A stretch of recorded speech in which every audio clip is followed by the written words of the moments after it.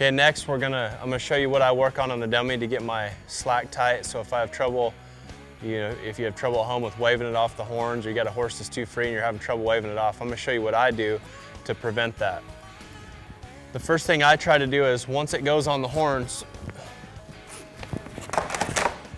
I reach my hand as far down the rope and pull my hands apart. So sliding my left hand forward so I'm not reining my horse off to the left, and pulling this hand down and back to get it tight. So I'll do it, this is how I work on it to make sure I just throw my loop on. Doesn't matter if it falls on the neck, see? So I got my coils here, from my left hand forward, my right hand back. Create the separation between your hands, and that'll get it tight on the horns. I'll speed it up a little bit for you, but I'm not gonna force my delivery. I'm just gonna swing the same and just make sure I pull it, get it all out tight. See, and that'll help prevent you from waving it off if you get really good at it. What I did is practice a lot on the dummy on the ground, take it to the Smarty when you're on your horse, and really focus on pulling your hands apart. But make sure you push your left hand forward and your right hand down, and that creates the separation.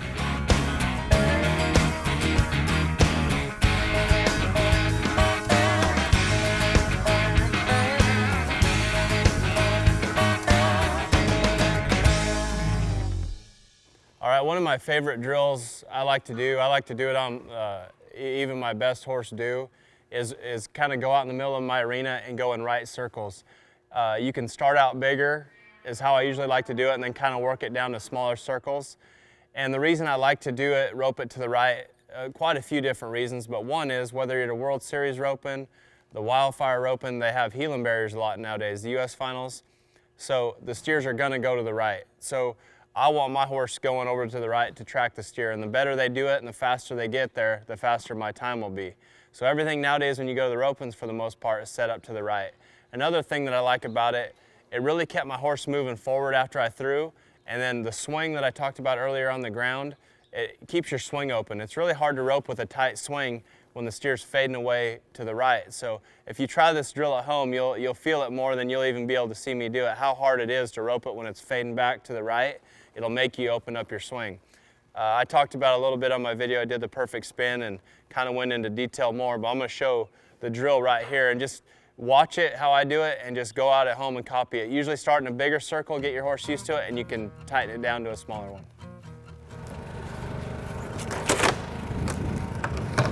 I like to keep loping when I'm doing this too, and just build my loop. You can warm your horse up with it. I do it sometimes.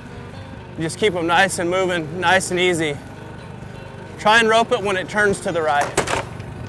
Now keep your horse moving, pull it off.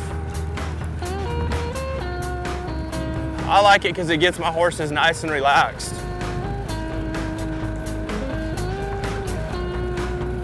The whole time, watch my swing, my arm angle, where my tip's at.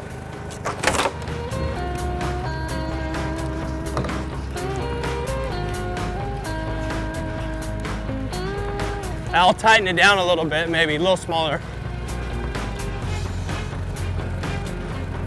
And you can just tighten it up, but notice how my horse has even gotten more relaxed since we started it.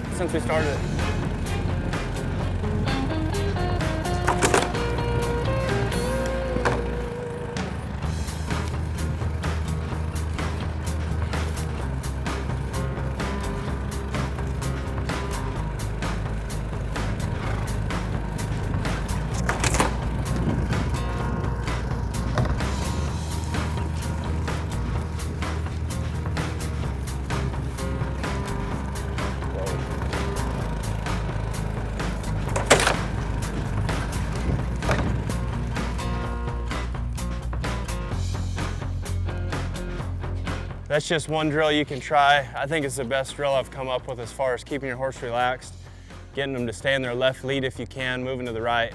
It'll just help you follow the steer, and I think it'll speed your time up, because one of the arts to heading is who can get to the steer the fastest, and sometimes it ain't even the fastest horse. It's the one that tracks the steer the best. So try that drill, and I think it'll help you a lot.